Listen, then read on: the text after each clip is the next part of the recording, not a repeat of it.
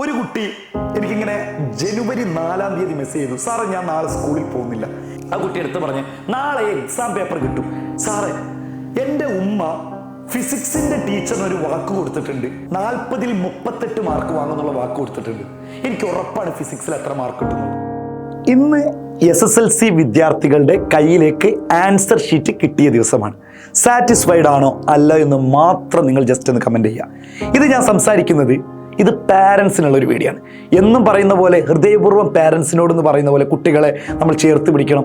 ഈ കാര്യം പറയാനല്ല ഞാൻ വന്നിട്ടുള്ളത്. വളരെ വിഷമത്തോടു കൂടി തന്നെയാണ് എനിക്കിങ്ങനെ ജനുവരി 4-ാം തീയതി മെസ്സേജ് ചെയ്തു, സാറേ ഞാൻ നാളെ സ്കൂളിൽ പോകുന്നില്ല. അതായത് ജനുവരി 5-ാം തീയതി സ്കൂൾ തുറക്കുമ്പോൾ ഞാൻ സ്കൂളിൽ പോകണില്ല എന്ന് പറഞ്ഞു. ഞാൻ ആ കുട്ടീനോട് ചോദിച്ചു എന്താണ് വിഷയം. ആ കുട്ടി എടുത്ത് പറഞ്ഞ് നാളെ എക്സാം പേപ്പർ കിട്ടും. അപ്പം ഞാൻ പറഞ്ഞു അത് സ്വാഭാവികമല്ലേ, എക്സാം കഴിഞ്ഞാൽ സ്കൂൾ തുറന്നു കഴിഞ്ഞാൽ എക്സാം പേപ്പർ കയ്യിലേക്ക് കിട്ടും, സ്വാഭാവികമല്ലേ. സാറേ എൻ്റെ ഉമ്മ ഫിസിക്സിന്റെ ടീച്ചറിന് ഒരു വാക്ക് കൊടുത്തിട്ടുണ്ട്, ഇപ്രാവശ്യം 40-ൽ 38 മാർക്ക് വാങ്ങുന്നുള്ള വാക്ക് കൊടുത്തിട്ടുണ്ട്. എനിക്ക് ഉറപ്പാണ് ഫിസിക്സിൽ എത്ര മാർക്ക് കിട്ടുന്നുള്ളത്. ഇനി ആ ഒരു സ്റ്റോറി അങ്ങനെ മാറ്റി നിർത്താം. ഇനി രണ്ടാമത്തെ സ്റ്റോറി ഞാൻ പറയുന്നത്, സാറേ ഈ നാളെ സ്കൂളിൽ പോയി കഴിഞ്ഞാൽ പേപ്പർ കിട്ടും. ഈ പേപ്പർ കൊണ്ട് ഞങ്ങൾ എങ്ങനെയാണ് വീട്ടിലേക്ക് തിരിച്ചു വരാം, സാറൊന്ന് വീട്ടിലേക്ക് പറയോ, അല്ലെങ്കിൽ സാർ എന്തെങ്കിലും പറയോ, എക്സാം ടഫാണ് അല്ലെങ്കിൽ പാറ്റേൺ മാറിയോണ്ട് ഞങ്ങൾക്ക് പഴയ കുട്ടികളെ പോലെ. അതായത് ഈ അമ്മമാരൊക്കെ കമ്പയർ ചെയ്യുന്നത് കഴിഞ്ഞ വർഷം വീട്ടിൽ ആരെങ്കിലും SSLC എഴുതിയിട്ടുണ്ടെങ്കിൽ അവർ നല്ല മാർക്ക് വാങ്ങിയിട്ടുണ്ടാവും. ആ നല്ല മാർക്ക് വെച്ചിട്ടാണ് ഇവരെ കമ്പയർ ചെയ്യുന്നത്. ഒരിക്കലും അത് ചെയ്യരുത്. അപ്പോൾ ഈ രണ്ട് സ്റ്റോറി നിങ്ങളെ കേൾപ്പിക്കാൻ, നിങ്ങളോട് പറയാൻ വേണ്ടിയിട്ടാണ്. വളരെ വിഷമത്തോടു കൂടിയാണ് നിങ്ങളുടെ, അതായത് പ്രിയപ്പെട്ട അമ്മമാരെ, പ്രിയപ്പെട്ട ഉപ്പമാരെ, നിങ്ങളോട് ഞാൻ ഒരു വളരെ ബഹുമാനത്തോടു കൂടിയും സ്നേഹത്തോടു കൂടിയും പറയട്ടെ, നമ്മുടെ വിജയം കാണേണ്ടത് നമ്മുടെ മക്കളിലൂടെ തന്നെയാണ്. പക്ഷെ നമ്മുടെ മക്കളെ ബലിയാടാക്കുന്ന രൂപത്തിലേക്കല്ല നമ്മുടെ വിജയം കാണേണ്ടത്. അതായത് ഈ ഫിസിക്സ് ടീച്ചറിന് വാക്ക് കൊടുത്തത് നിങ്ങളുടെ അഭിമാനം രക്ഷിക്കാൻ വേണ്ടിയിട്ടാണ് ആ കുട്ടിയോട് പറഞ്ഞത് ഫിസിക്സിനെങ്ങാനും ഇനി മാർക്ക് കുറഞ്ഞാട്ടെ. അങ്ങനെയല്ല നമ്മളവിടെ പറയേണ്ടത്. ടീച്ചറെ മാർക്ക് കൂടാനുള്ള ശ്രമങ്ങളൊക്കെ നമ്മൾ മാക്സിമം കുട്ടിയെ പഠിപ്പിക്കാം, പക്ഷെ അവനെ കൊണ്ട് കഴിയുന്നത് അവൻ ശ്രമിക്കും. അങ്ങനെ അവർക്ക് ഒരു സപ്പോർട്ട് കൊടുക്കാം. അല്ലാതെ ഒരു എക്സാമിന്റെ പേപ്പർ കിട്ടിക്കഴിയുമ്പോഴേക്കും കുട്ടികൾക്ക് നാട് വിടാൻ തോന്നുന്ന രൂപത്തിലേക്ക് നിങ്ങളുടെ പാരൻസ് മാറരുത്.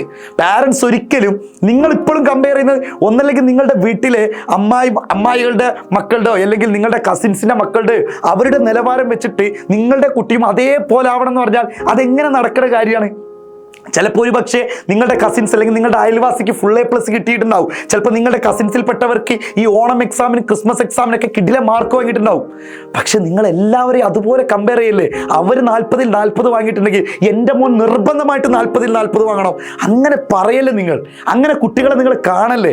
ഞാൻ വീണ്ടും പറയാണ്, എക്സാം പേപ്പർ കിട്ടിക്കഴിഞ്ഞപ്പോൾ ആ പേപ്പർ ഉപയോഗിച്ച് വീട്ടിലേക്ക് വരാൻ പേടിച്ച് മന്ദം നടന്നിട്ട് എങ്ങനെ അമ്മയെ ഫേസ് ചെയ്യുമെന്നുള്ള രൂപത്തിലാണ് ഓരോ കുട്ടികളും ഇന്ന് ജനുവരി 5-ാം തീയതി സ്കൂൾ വിട്ടപ്പോൾ വീട്ടിലേക്ക് വന്നിട്ടുണ്ടാവാ. അതിൽ യാതൊരുവിധ സംശയമില്ല. എന്തുകൊണ്ടാണ് സ്വന്തം വീട്ടിലേക്ക് വരാൻ മടിക്കുന്ന കുട്ടികൾ ഉണ്ടായത്? എങ്ങനെയാണ്? ആ കുട്ടികൾ ആരാണ് ഈ രൂപത്തിൽ വാർത്തെടുത്തത്?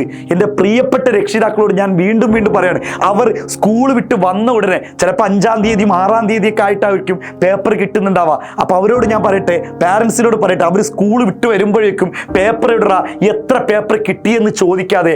സ്കൂളൊക്കെ പൂട്ടി 10 ദിവസം കഴിഞ്ഞിട്ട് ഫ്രണ്ട്സിനൊക്കെ കണ്ടില്ലേ എന്തൊക്കെ പറയുന്നുണ്ട്. പുതിയ ഈ ഫ്രണ്ട്സുകളൊക്കെ നിങ്ങളോട് എന്ത് പറയുന്നുണ്ട്, അവരൊക്കെ വെക്കേഷനിൽ എന്താണ് ചെയ്തത്. ഇങ്ങനത്തെ കുറച്ച് കാര്യങ്ങൾ ചെയ്തു കഴിഞ്ഞാൽ ഞാൻ പറയട്ടെ, അവർക്ക് ഇങ്ങനത്തെ എന്തെങ്കിലും പ്രതിസന്ധി ഘട്ടങ്ങൾ വരുമ്പോൾ ആദ്യം പറയാൻ തോന്നല് രക്ഷിതാക്കളോടായിരിക്കും. അല്ല, നിങ്ങൾ തിരിച്ച് ഗേറ്റിന്റെ അരികിലേക്ക് എത്തുമ്പോഴേക്കും പേപ്പർ എത്ര കിട്ടിയെന്ന് പറയുന്ന അവസ്ഥയിലേക്ക് എത്തിക്കഴിഞ്ഞാൽ ഞാൻ പറയാണ്, നമുക്ക് നമ്മുടെ മക്കളെ തന്നെ നഷ്ടപ്പെടുന്ന രൂപത്തിലൊക്കെ ആയിരിക്കും. കാരണം ഇത് സെമി ഫൈനൽ എന്ന് പറഞ്ഞ് കുട്ടികളെ അങ്ങനെ പേടിപ്പിച്ച് നിർത്തി. ശരിയാണ്, പേടിക്കേണ്ടതല്ല, പക്ഷെ അവർ മനസ്സിലാക്കേണ്ട ഒരു കാര്യം തന്നെ. പക്ഷെ ഫൈനൽ എക്സാം ആകുമ്പോഴേക്കും അവർക്ക് ഏതെങ്കിലും എക്സാമിൽ മാർക്ക് കുറയുകയോ അല്ലെങ്കിൽ ഏതെങ്കിലും എക്സാം അവർക്ക് നല്ലപോലെ എഴുതാൻ കഴിഞ്ഞിട്ടില്ലെങ്കിൽ ഷുവറായിട്ടും പറയാണ്, നമുക്ക് നഷ്ടമാകുന്നത് നമ്മുടെ മക്കളെയാണ്. പിന്നെ നിങ്ങൾ ഓർത്ത് കരഞ്ഞിട്ട് ഒരു കാര്യം ഉണ്ടാവില്ല. അതുകൊണ്ട് എൻ്റെ പ്രിയപ്പെട്ട രക്ഷിതാക്കളോട്, അവർക്ക് പേപ്പർ കിട്ടി, അവരോട് പറയാ, ഇനി ആകെ 45 ദിവസമുള്ളൂ, നമുക്ക് പോട്ടെ, ക്രിസ്മസ് എക്സാം പോട്ടെ. ക്രിസ്മസ് എക്സാം കഴിഞ്ഞിട്ടാണ് നമ്മുടെ 10A+ കിട്ടിയ മറ്റോളെ മോളുണ്ടല്ലോ അല്ലെങ്കിൽ മറ്റാളെ മോനുണ്ടല്ലോ, അവരൊക്കെ ജനുവരി പഠിച്ചു തുടങ്ങിയതാണടാ. ഒരു പ്രശ്നമില്ല മോന്, ഈ പറയുന്ന ജനുവരിയിൽ പഠിച്ചു തുടങ്ങിക്കോ, എന്നിട്ട് നമുക്ക് എത്ര മാർക്ക് കിട്ടോ ആ രൂപത്തിൽ കിട്ടിയാൽ മതി എന്നുള്ളത്. അങ്ങനെ നിങ്ങൾ ചെയ്തു നോക്കിയാണ് ഉറപ്പായിട്ടും നിങ്ങളോട് അവർക്ക് പല കാര്യങ്ങൾ തുറന്നു പറയുന്ന രൂപത്തിലേക്ക് എത്തും. എൻ്റെ പ്രിയപ്പെട്ട രക്ഷിതാക്കളെ, നിങ്ങളൊരു രക്ഷിതാവ് എന്നുള്ളതിലുപരി നല്ലൊരു ഫ്രണ്ട് കൂടിയാവാൻ നല്ലൊരു കൂട്ടുകാരനാവാനും കൂടി ശ്രമിക്കുക എന്ന് കൂടിയാണ് പറയുന്നത്.